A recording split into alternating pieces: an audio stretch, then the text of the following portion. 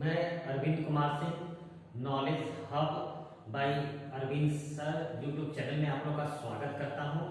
आज हम लोग क्लास 8 एनसीईआरटी का जो चैप्टर है फोर्स एंड प्रेशर, इसके सारे question one by one solve करेंगे, ठीक है, और उसे समझने का प्रयास करेंगे। चलिए स्टार्ट करते हैं।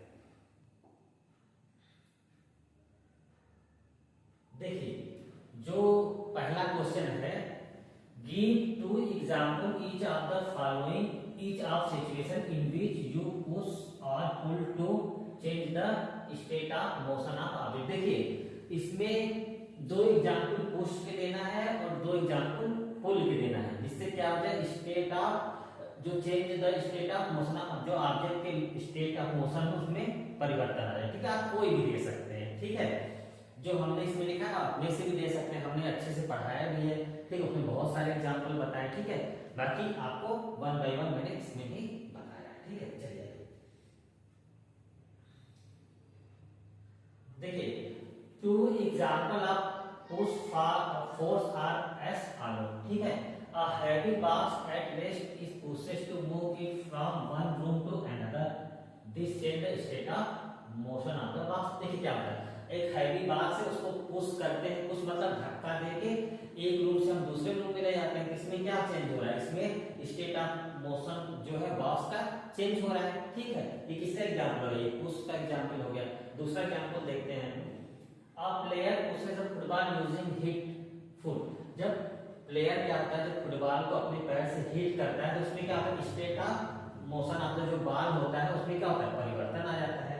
ठीक है, अब देखिए, अब दूसरा एग्जांपल देखते हैं, two example of pull force are as follow. Pull मतलब खींचना। ठीक है, अब आप इसे कोई दे सकते हैं, हमने मेन एग्जांपल दे दिया है आपको, आप अपने से भी कोई एग्जांपल दे सकते हैं। ठीक है, देखिए, और rope is pulled to draw water from a well. जब हम रस्सी से कुएं के अंदर से पानी निकालते हैं तो हम क्या करते हैं, पानी बाल्टी बनी हुई बाल्टी को खींचते हैं तो उसको हम क्या कर रहे हैं, पुश कर रहे हैं। ये किसका एग्जांपल हो गया, change the state of motion of water body. और ये किसका एग्जांपल हो गया, ये पुल फोर्स का एग्जांपल हो गया। ठीक है, उसी तरह और ड्रायर, जब हम ड्रायर को ओपन करते हैं, ठीक है, तो हम क्या करते हैं, उसके स्टेट ऑफ मोशन को चेंज करते हैं। ठीक है, तो ये क्या हो गया, ये भी पुल का एग्जांपल हो गया, पुल फोर्स का। ठीक है, बाकी बहुत सारे एग्जांपल हैं, आप लोग अपने से लिख सकते हैं, और मैंने जब इस चैप्टर को बहुत अच्छे से पढ़ाया उससे भी आप लोग मतलब देख के समझ सकते हैं, और बहुत सारे एग्जांपल मैंने दिया। ठीक है, चलिए अब आते हैं क्वेश्चन नंबर 2 पे।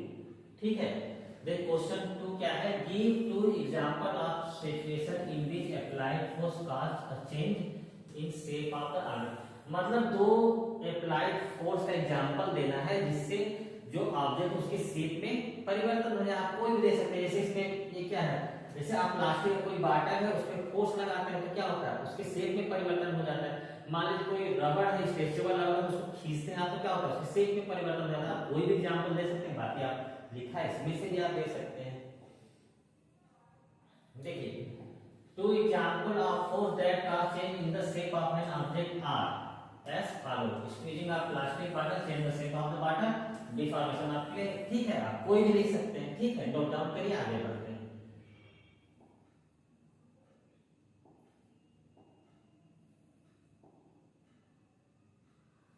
चलिए, जो हमारा तीसरा क्वेश्चन है इसमें हमें क्या करना है, fill in the blanks in the following statement. हमें इसमें खाली स्थान जो है उसको क्या करना है, फिल करना है। ठीक है, देखिए इसमें पहला क्वेश्चन क्या है, to draw water from a well we have to space at the root. जब हम वाटर को निकालते हैं कुएं में से, पानी को जब कुएं में से निकालते हैं तो हम क्या करते हैं, खींचते हैं बाल्टी को। ठीक है, तो हम क्या करते हैं, पुल करते हैं। पुल मतलब खींचना होता है, यहाँ क्या हो जाएगा, पुल हो जाएगा। और charge body and uncharged body toward. देखिए, एक चार्ज बॉडी है और एक अनचार्ज बॉडी है। ठीक है, तो वो क्या करेगा, अपोजिट चार्जेस जो बॉडी होते हैं वो एक दूसरे को क्या करते हैं, अट्रैक्ट करते हैं। ठीक है, और सेम चार्ज बॉडी क्या करते हैं, रिपल करते हैं। इसमें क्या है, अपोजिट चार्ज बॉडी है, एक चार्ज बॉडी एक अनचार्ज बॉडी, तो क्या करेगा, अट्रैक्ट करेगा एक को। ठीक है, चलिए अगला question, C to trolley we have to, जैसे अब कोई लोडेड ट्रॉली उसको मूव करना था, हम क्या करेंगे, या तो पुश करेंगे या तो पुल करेंगे, ठीक है। The north pole of a magnet blank the north pole of another magnet. देखिए मैग्नेट का जो सेम पोल होता है वो रिपल करता है, ठीक है, और अपोजिट पोल क्या करता है, एक दूसरे को अट्रैक्ट करता है, ठीक है। तो यहाँ पे नॉर्थ पोल और दोनों नॉर्थ पोल है तो क्या करेंगे, एक दूसरे को रिपल करेंगे, ठीक, एक दूसरे से दूर जाएंगे, और अपोजिट पोल रहते हैं एक दूसरे को क्या करते हैं, अट्रैक्ट करते हैं, अपनी तरफ खींचते, ठीक है। चलिए एक बार आप लोग आंसर चेक कर लीजिए। To draw water from well क्या हो जाएगा, पुल हो जाएगा, अभी चार्ज वाली क्या अट्रैक्ट करेगी, ठीक है, या तो आप पुश करेंगे या तो आप पुल करेंगे, ठीक। अब तीसरा क्या हो जाएगा आपका,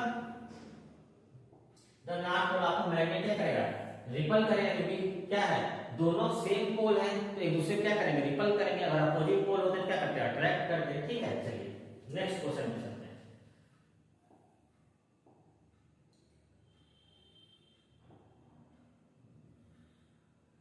चलिए क्वेश्चन 4 पे चलते हैं। N Archer stretch her bow while taking aim at the target. She then release the arrow which began to move toward the target. ठीक है, देखिए एक आर्चर में एक तीरंदाज होती है, ठीक है, वो क्या करती है, तीर को पहले पीछे खींचती है एम को टारगेट करने के लिए, ठीक है, फिर एम पे क्या करती है, तीर को वो छोड़ देती है, तो पहले वो खींचती है फिर दोबारा क्या करती है, छोड़ देती है, ठीक है। तो वही कह रहा है कि आर्चर स्ट्रेच हर बो बाय टेकिंग एट एम, ठीक है, पहले वो खींचती है एम को टारगेट करने के, सी देन फिर वो क्या करती है, रिलीज द एरो, फिर एरो को क्या करती है, छोड़ देती है, which begin to move toward the target, क्योंकि वो टारगेट पे जाने के लिए उसको क्या करती है, छोड़ देती है, ठीक है, पहले खींचती है और दोबारा छोड़ देती है। इसमें क्वेश्चन क्या पूछा है देखते हैं। Based on this information fill in the gap in the following statement using the following term. अब देखिए जो इंफॉर्मेशन दिया है इसी के आधार पे कुछ क्वेश्चन दिए हैं और उसके हमको क्या करना है, आंसर देना है, ठीक है। चलिए देखिए ये आपको दिया, इसी में से आपको चूज करना है, ठीक है। अब देखिए to stress the bow the archer apply the force that cause the change in it, ठीक है। अब देखिए the stress the bow the archer apply a force that cause a change in its, ठीक है, किसमें चेंज आता है बताइए। देखिए जो आर्चर होता है वो किसमें चेंज करता है, पहले तीर को खींचता है, ठीक है, तो तीर का जो शेप होता है वो क्या होता है, डाउन हो जाता है, झुक जाता है, ठीक है। किसमें परिवर्तन आया, उसे खींचने से और छोड़ने से किसमें परिवर्तन आया, उसके शेप में। इसका आंसर क्या हो जाएगा, शेप हो जाएगा, पहले का क्या हो जाएगा, शेप हो जाएगा, ठीक है। और दूसरा क्या है, the force applied by the archer to stress the muscle इजन। देखिए जब आर्चर जो है, तीरंदाज जो है, वो क्या करता है, मसल्स का पावर लगाता है, क्योंकि वो उसके कांटेक्ट में है, तो कौन सा फोर्स लग रहा है, मसल्स फोर्स लग रहा है, ठीक है। तो इसमें क्या हो जाएगा, मस्कुलर फोर्स हो जाएगा, ठीक है, ये दूसरा हो जाएगा। तीसरा क्या है, the force applied by the archer to stress the bow is अब देखिए फोर्स, अब देखिए मस्कुलर फोर्स तो किसके फोर्स, किस फोर्स के अंतर्गत आता है, वो कॉन्ट्रैक्ट फोर्स के अंतर्गत आता है, ठीक है। तो इसका क्या हो जाएगा आंसर, इसका कॉन्ट्रैक्ट फोर्स हो जाएगा, ठीक है, तीसरे का। अब चौथा क्या है, while the arrow move toward its target the force acting on it जब due to अब क्या करता है, जब आर्चर उसको करता है, उसमें कौन कौन सा, जब उसको छोड़ता है तीर को तो कौन कौन सा फोर्स लगता है, देखिए, और उस पे एक लगता है आपका, इसका एक ग्रेविटी लगता है और एक किसका लगता है, फ्रिक्शन लगता है। जो ग्रेविटी का फोर्स लगता है वो क्या, तीर को नीचे खींचता है, और जो फ्रिक्शन लगता है, वो एयर का फ्रिक्शन लगता है, वो क्या करता है, तीर को मतलब आगे जाने का अपोज करता है, अपोजिंग फोर्स होता है, ठीक है, आगे बढ़ने से अपोज करता है, ठीक है। ये हो गया आपका, ठीक। अब चलिए एक बार देख लेते हैं। देखिए to stress the bow the archer apply the force cause changing the shape, ठीक। चलिए the force applied by the archer to stress the muscular force, the type of force responsible for a change in the state of motion, contract, ठीक है, contract force के अंदर ही आता है, क्योंकि जब मस्कुलर फोर्स लगा तो मस्कुलर फोर्स में क्या एक दूसरे को मतलब तीर और जो है वो जो मतलब जो तीरंदाज है उस दोनों क्या है, कांटेक्ट में है, ठीक है, तो मस्कुलर फोर्स लग रहा है, मस्कुलर फोर्स किसके अंतर्गत आता है, कांटेक्ट फोर्स के अंतर्गत आता है, ठीक है। While the arrow move toward it's target the force acting on it, कौन कौन सा, जब तीर आगे बढ़ा तो उसमें कौन कौन सा, एक ग्रेविटी का फोर्स लग रहा है, फ्रिक्शन लग रहा है, ठीक है। चलिए नेक्स्ट क्वेश्चन पे,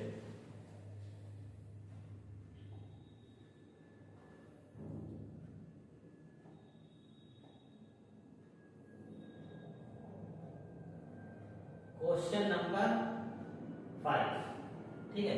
देखिए इसमें कैसे, इन the following situation identify the agent exerting the force and object on which act the state effect and force, ठीक है। देखिए अब इसमें हमको बताना है कुछ सिचुएशन दिया है, ठीक है, हमको सिचुएशन दिया है, उसमें हमें बताना है कि कौन सा एजेंट फोर्स एग्जिस्टिंग कर रहा है, ठीक है, और किस ऑब्जेक्ट पर एक्ट कर रहा है और उसका प्रभाव क्या पड़ रहा है फोर्स का, ठीक है। हमें तीन चीज बताना है। जैसे squeezing a lemon of squeezing a piece of lemon between the finger to extract a juice, ठीक है।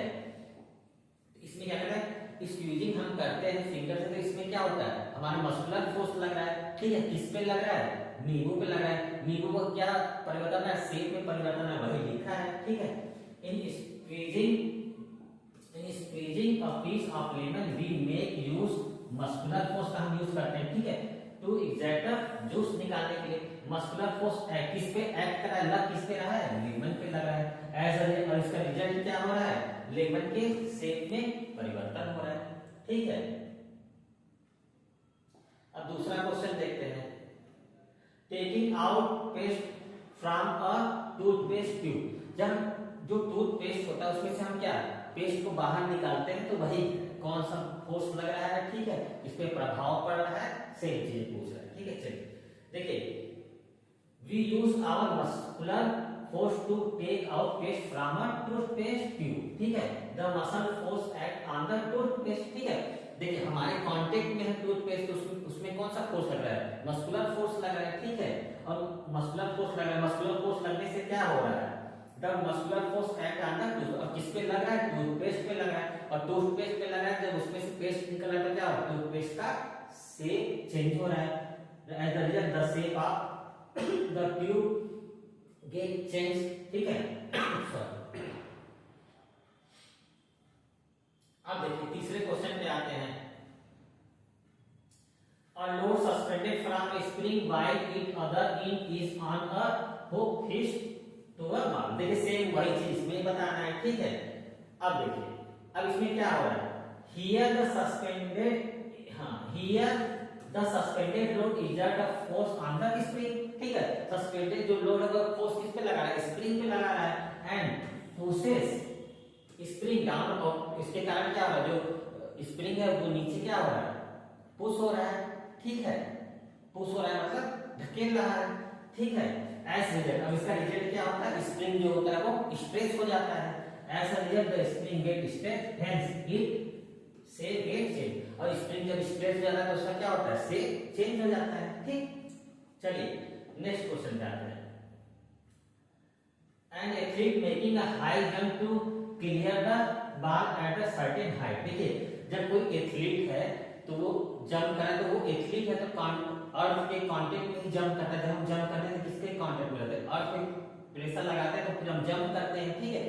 तो इसमें और जंप कौन करता है, एथलीट करे, तो एथलीट करे तो कौन सा फोर्स है, मस्कुलर फोर्स लगेगा, उसका एक्ट किस पे करेगा, पृथ्वी पे करेगा, ठीक है, वही चीज है। आइए देखते हैं, an athlete pushes the ground with his feet exert a muscular force on the ground, ठीक है, वही बताया था मैंने। This allow him to jump over the bar, as a result his state of motion get change, अब उसका क्या होता है, इससे स्टेट ऑफ जो मोशन है एथलीट का वो क्या हो जाता है, चेंज हो जाता है। चलिए नेक्स्ट क्वेश्चन पे चलते हैं,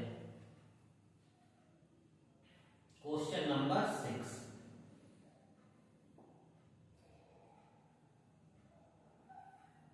देखिए अब question number 6, a black smith hammer a hard piece of iron while making a tool, ठीक है। how does the force due to hammering, देखिए एक जो लोहार होता है वो क्या कर रहा है, गर्म लोहे को हैमर से पीट रहा है, ठीक है, हैमर से पीट रहा है, ठीक है। जब पीट रहा है तो गर्म लोहे को, तो इससे क्या होगा, इससे क्या होगा कि जो लोहार है उसके शेप में परिवर्तन कर देगा, ठीक है। और जब परिवर्तन कर देगा तो वो जैसा इच्छा उसकी होगी, जैसा शेप उसको देना है उस प्रकार का वो शेप दे देगा, वही चीज लिखा है, ठीक है। देखिए blacksmith hammer a hard piece of iron while making a tool, ठीक है। A black smith hammer a hard piece of iron while making a tool. How does the force due to hammering affect the piece of iron? ठीक है, जब उसको पीटता है गर्म लोहे का तो क्या इफेक्ट पड़ता है, वही है। When a black smith hammer a hard piece of iron, he use his muscular force, ठीक है, वो अपने मसल्स का प्रयोग करता है उसको पीटने में, तो मस्कुलर फोर्स का यूज हो रहा है। The muscular force change the shape of iron so that it can be given a desired shape, अपनी इच्छा के अनुसार उसको क्या करता है, शेप दे देता है, ठीक है। चलिए क्वेश्चन नंबर चलते हैं 7। देखिए क्वेश्चन 7 क्या है, an inflated balloon was pressed against a wall after it has been rubbed with a piece of synthetic cloth, ठीक है। देखिए एक क्या है, मान लीजिए खुला हुआ बैलून है, ठीक है, उसको हम सिंथेटिक क्लॉथ उसके साथ क्या करते हैं, रब करते हैं, ठीक है। रब करने के बाद क्या होता है, it was found that the balloon stick to the wall. अब रब करने के बाद क्या होता है, जब हम उसको वॉल पे ले जाते हैं तो क्या होता है, स्टिक हो जाता है। ऐसा क्यों होता है, ठीक है, ऐसा इसलिए होता है कि जब सिंथेटिक क्लॉथ से हम बैलून को, खुले हुए बैलून को रब करते हैं तो उसमें चार्ज क्रिएट हो जाता है, ठीक है। और एक चार्ज और एक अनचार्ज दोनों क्या करते हैं, आपस में अट्रैक्ट करते हैं। जो बैलून होता है उसमें चार्ज क्रिएट हो जाता है और जो वाल होता है उसमें अनचार्ज होता है, तो दोनों एक दूसरे को क्या करेंगे, अपोजिट चार्ज एक दूसरे को अट्रैक्ट करेंगे, तो वहां पे क्या होता है, स्टिक हो जाता है, वही चीज है। चलिए an inflated balloon was placed against a wall after it has been rubbed with a piece of synthetic cloth. It was found that the balloon stick to the wall. What force might be responsible for the attraction between balloon and wall? चलिए on rubbing an inflated balloon with a piece of synthetic cloth, it become charged, ठीक है, जैसा मैंने आपको बताया। और charge body attract uncharged body, ठीक है। अब जो अपोजिट चार्ज के होंगे, एक चार्ज है एक अनचार्ज है, क्या करेंगे, एक दूसरे को अट्रैक्ट करेंगे, जैसा मैंने आपको बता चुका हूं, ठीक है। When this charge balloon is pressed against a wall, जब उसको वॉल में हम प्रेस करेंगे तो it stick to the wall, और वो क्या होगा, वॉल दीवार पे स्टिक हो जाएगा। The force acting between charged balloon and the wall is electrostatic force, और ये कौन सा फोर्स लग रहा है, इलेक्ट्रोस्टैटिक फोर्स लग रहा है, ठीक है। इलेक्ट्रोस्टैटिक फोर्स क्या होता है, जब दो अपोजिट चार्ज एक दूसरे को अट्रैक्ट करते हैं, ठीक है, और सेम चार्ज एक दूसरे को रिपल करते हैं, ठीक है। चलिए अब हम चलते हैं क्वेश्चन नंबर 8।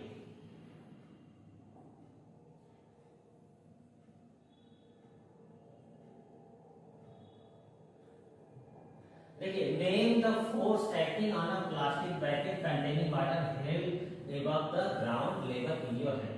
मान लीजिए एक प्लास्टिक का बकेट है जिसमें पानी भरा है, ठीक है, और उसको क्या करना है, हाथ से उठाना है, और वो क्या है, जमीन से ऊपर है, ठीक है। अब क्वेश्चन क्या पूछ रहा है, देखिए नेम द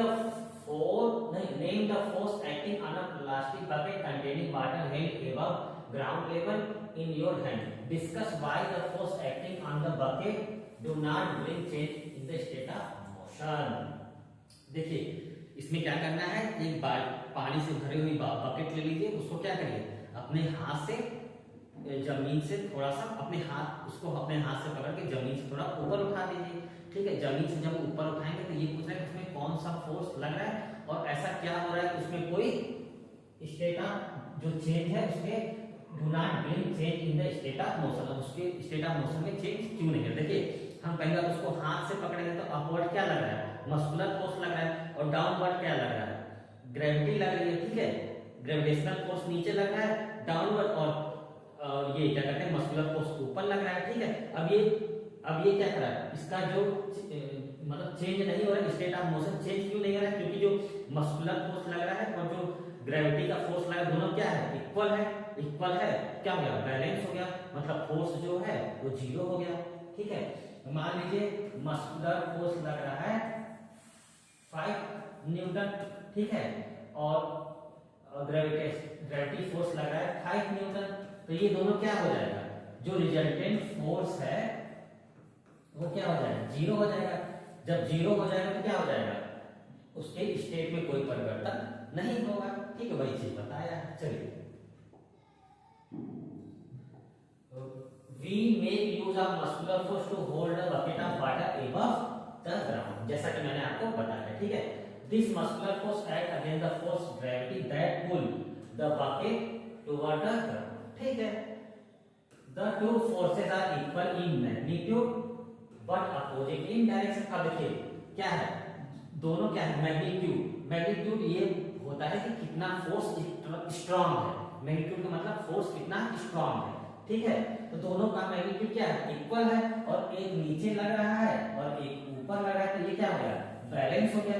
बैलेंस होने के कारण क्या हो रहा है, therefore the net force of the bucket is zero. Net force क्या हो गया, जीरो हो गया, रिजल्टेंट फोर्स जीरो हो गया। जब रिजल्टेंट फोर्स जीरो हो गया तो क्या होगा, no change in the state of motion. State of motion में कोई चेंज नहीं होगा। ठीक है, चलिए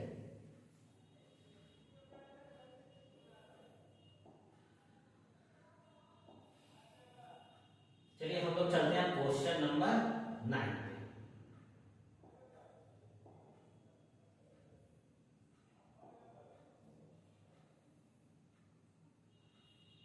देखिए क्वेश्चन नंबर 9 क्या है,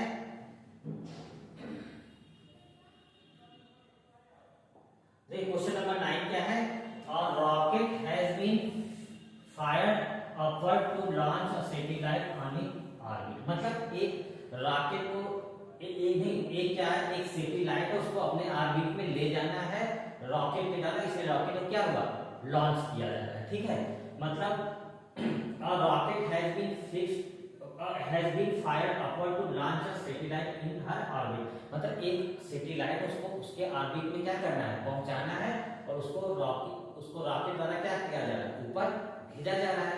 ठीक है, name the two forces acting on the rocket immediately after leaving the launching pad. दो फोर्स के बारे में बताना है जो वह एक्ट कर रही है the rocket immediately after leaving, जहां रॉकेट ऊपर जा रहा है, तो कौन कौन से दो फोर्स है। देखिए फोर्स आप दो से ज्यादा ही बता सकते हैं, लेकिन मेन दो फोर्स पे तो हम आपको दो फोर्स के बारे में बता देते हैं। ठीक है, देखिए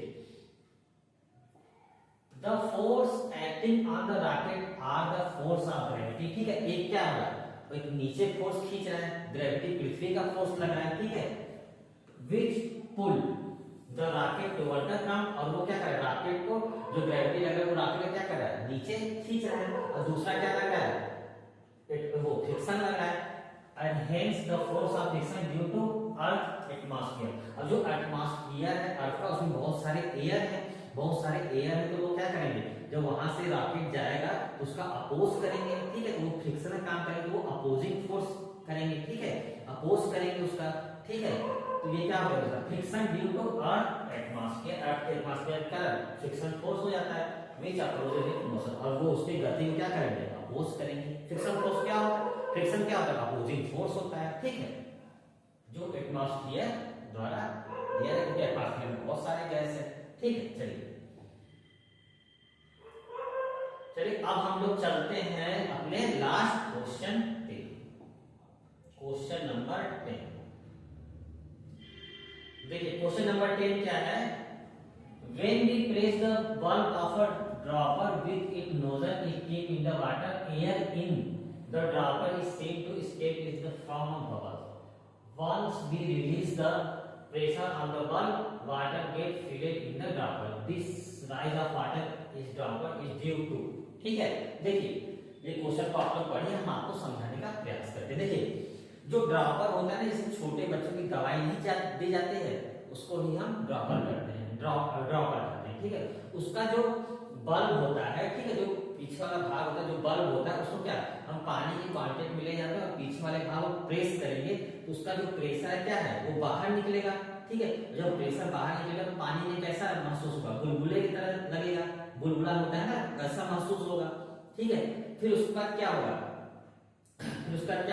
जब इसका जो प्रेशर है, सारा प्रेशर बाहर निकल जाएगा, तो यहाँ लो प्रेशर हो जाएगा। ठीक है, और बाहर का जो एटमॉस्फेरिक प्रेशर है वो क्या है, अंदर के प्रेशर से ज्यादा है, तो फिर क्या होगा, हम उसको छोड़ेंगे, ठीक है। जब हम उसको छोड़ेंगे तो बाहर का प्रेशर क्या है, अंदर आने का प्रयास करेगा। जब बाहर का प्रेशर अंदर आने का प्रयास करेगा तो क्या करेगा, वो अपने साथ पानी को भी साथ ले आएगा। इससे क्या हो जाएगा, जो ड्रॉप है पानी उसमें आ जाएगा। ठीक है, वही जिसे अब देखिए क्या होता है, एयर का क्या नेचर होता है, हाई प्रेशर से वो लो प्रेशर की तरफ फ्लो करता है। अंदर हो गया, जब अंदर में हम हवा प्रेशर निकाले तो वहां लो प्रेशर हो गया, और बाहर का जो एटमॉस्फेरिक प्रेशर है वो क्या है, ज्यादा है। तो जब हम उसको छोड़ेंगे तो क्या, हाई प्रेशर से लो प्रेशर फ्लो करेगा एयर, तो बाहर से अंदर फ्लो करेगा। जब बाहर से अंदर एयर फ्लो करेगा तो उसी के साथ वाटर भी फ्लो करेगा अंदर। ठीक है, इसीलिए पानी क्या है, ड्रॉप के अंदर आ जाएगा। ठीक है, समझ में आया? ठीक है, नहीं आया तो आप कमेंट करिए, दोबारा समझाने का प्रयास करेंगे। ठीक है, इसमें मेन रोल किसका है, एटमॉस्फेरिक प्रेशर का। चलिए, when we press the bulb of a dropper with the nozzle keep in the water, air in dropper is seen to stay in the form of bubble. Once we release the pressure on the bulb, water get filled in dropper. The rise of water in the dropper due to किसके कारण हो रहा है, ये हो रहा है आपका एटमॉस्फेरिक प्रेशर के कारण। ठीक है, चलिए अब जो मैंने आपको बताया वो लिखा गया, आप लोग इसको देख लीजिए। The rise of water in the dropper is due to atmospheric pressure. ठीक, अब देखिए, the rise of water in a dropper is due to atmospheric pressure when all the air escape from the nozzle, the atmospheric pressure which is acting on the wall force the water to fill the nozzle of the dropper. ठीक है, चलिए आप लोग समझा भी दिया, आप लोग लिख भी लीजिए। हम 1 बाय 1 सारे क्वेश्चन आप लोगों को समझाने का प्रयास किए। फिर भी कोई डाउट हो तो आप लोग कमेंट के माध्यम से पूछ सकते हैं। Thank you so much. जय हिंद, जय भारत, वंदे मातरम।